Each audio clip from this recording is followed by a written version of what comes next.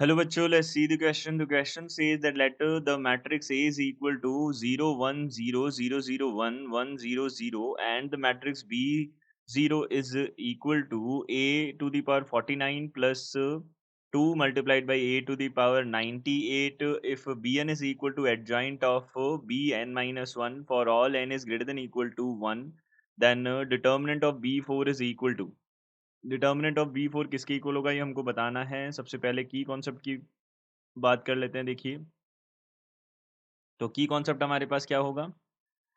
की कॉन्सेप्ट के अकॉर्डिंग हम बोल सकते हैं यहाँ से determinant of adjoint of A जो होता है वो किसके इक्वल होता है? A to the power n minus one, where n is the order of matrix, where n is the order of matrix, the order of matrix, ये होता है हमारे पास में। अब देखिए, यहाँ से हमारे पास में क्या है, मैट्रिक्स ए हमारे को गिवन है, हमको A to the power 49 A to the power 98 इन सब के बारे में कमेंट करना है। तो सबसे पहले ये चेक कर लेते हैं कि ए टू द पावर 49 यानी कि हम सबसे पहले स्टार्ट तो अब देखिए, स्टार्ट तो हम A1 A2 इनसे ही करेंगे। 49 तो हम कैलकुलेट करेंगे नहीं क्योंकि सबको मल्टीप्लाई करने थोड़ी बैठेंगे। तो हम यहाँ से क्या करेंगे, ए टू द पावर 2 देखेंगे सबसे पहले। तो ये कितना हो गया, 0 1 0 0 1 0, यहाँ से 0 0 1 और ये क्या हो जाएगा नेक्स्ट 1 0 0, तो 1 0 0 ये बनेगा। अब इसका मल्टीप्लिकेशन हमने किया इसी के साथ 0 0 1 और यहाँ से हो गया 1 0 0, इसके साथ मल्टीप्लिकेशन किया। अब देखिए, मल्टीप्लाई करने पर हमारे पास क्या बनेगा, देखिए यहाँ पे ये फर्स्ट रो का फर्स्ट कॉलम के साथ मल्टीप्लिकेशन किया, ये बन गया 0। फर्स्ट रो का सेकंड के साथ किया तो बन गया जीरोस, फर्स्ट का थर्ड के साथ किया तो कितना आ गया हमारे पास 1। फिर उसके बाद में सेकंड का हमने किया, सेकंड रो का हमने किया फर्स्ट कॉलम के साथ तो यहाँ पे बन गया 1। सेकंड रो का हमने सेकंड कॉलम के साथ किया तो 0, यहाँ पे 0 ये बन गया। और फिर हमारे पास में कितना आ गया 0, यहाँ पे भी आ जाएगा 0।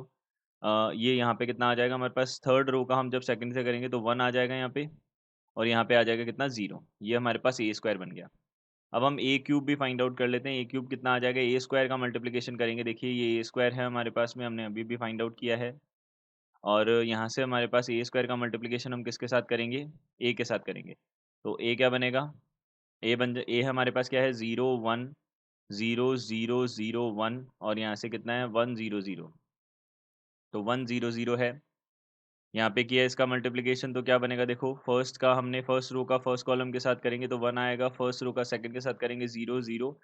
फिर उसके बाद में सेकंड रो का हमने फर्स्ट कॉलम के साथ किया तो 0, फिर सेकंड का सेकंड के साथ किया तो 1, यहाँ पे 0, फिर 0 0 1, ये बन गया हमारे पास मल्टीप्लाई करने पे, यानी कि आइडेंटिटी बन रहा है। ए क्यूब हमारे पास आइडेंटिटी जा रहा है, इसका मतलब ये हमें हर 3 के बाद में ये क्या करेगा, अपने आप को रिपीट करेगा। तो हम जैसे ये बी नॉट है हमारे पास में, बी ज़ीरो है, ये कितना है ए टू द पावर 49 है, प्लस यहाँ से कितना है 2 multiplied by A to the power 98 है।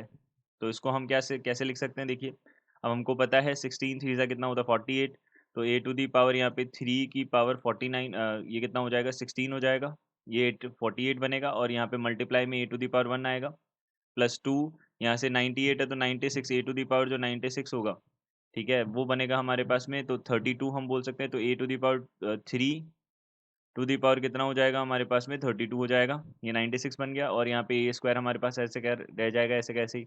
अब देखिए ए टू दी पावर 3 जो है हमारे पास कितना है, आइडेंटिटी के इक्वल होता है। A to the power 3 identity, identity power कितनी भी करो हमेशा आइडेंटिटी रहेगी, तो A to the power 1 plus A to the power 2 बनेगा, ये हमारे पास आ जाएगा बी नॉट। बी नॉट आ गया, बी नॉट हम फाइंड आउट कर सकते हैं। बी नॉट हमारे पास में जो मैट्रिक्स बनेगी वो क्या बनेगी, A1 A to the power 1, तो ए टू दी पावर 1 तो हमको पता ही है 0 1 0 0 0 1 0 1 0 0 0 1 और यहाँ से 1 0 0 है, ये हमारे पास मैट्रिक्स है। और ए स्क्वायर जो है वो कितनी है हमारे पास में 0 0 1, यहाँ पे 1 0 0 और यहाँ पे कितना है 0 1 0 है, ये वाली मैट्रिक्स है। चेक कर लेते हैं एक बार दोबारा से, यहाँ पे ए स्क्वायर वाली मैट्रिक्स यही है, हाँ यही है। अब इन दोनों को ऐड करेंगे तो कितना बनेगा, यहाँ से 0 1, यहाँ पे कितना बन जाएगा 1, ये बन जाएगा 0, ये बन जाएगा। अब देखिए 2 का भी मल्टीप्लिकेशन है तो 2 का मल्टीप्लाई भी करना पड़ेगा इसके साथ।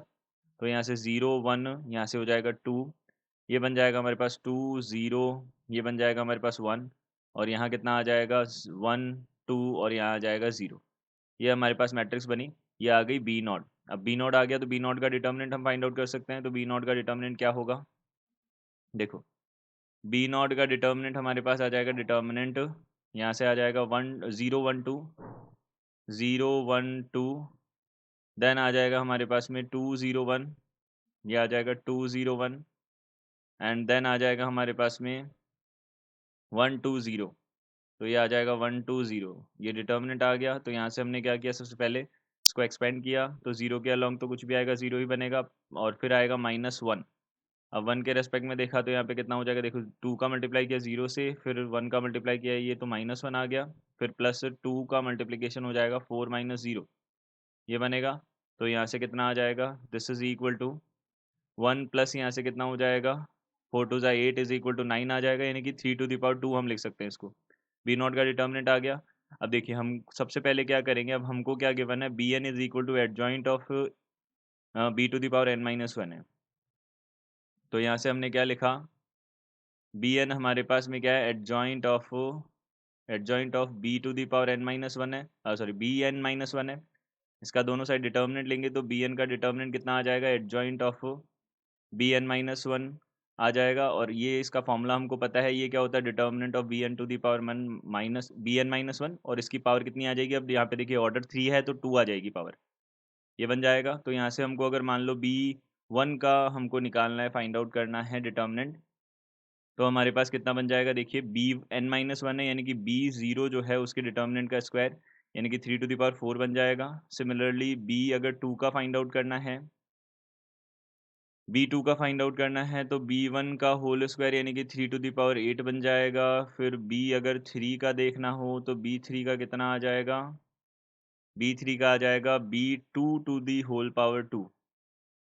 तो b2 to the whole power 2 यानी कि 3 to the power कितना हो जाएगा, 16 हो जाएगा।